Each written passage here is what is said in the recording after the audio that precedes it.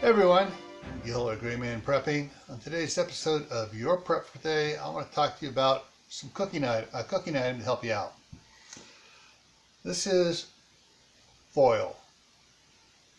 Now, if you're going to be cooking in foil, you don't want to use the lightweight stuff that is generally available in most grocery stores and stuff. You want to get some heavy-duty industrial type foil for cooking, especially if you're going to be cooking in a fire where you wrap the meal up in foil and put it in the coals.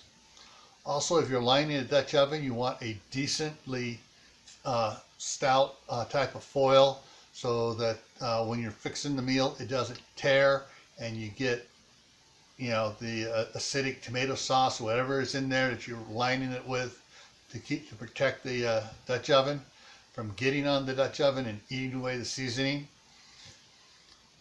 Yes, the good foil costs a little bit more, but it can save you so much aggravation by having the good stuff.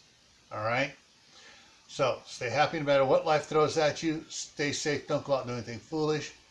Keep adding to your preps. Food, water, medicine, clothing, foil.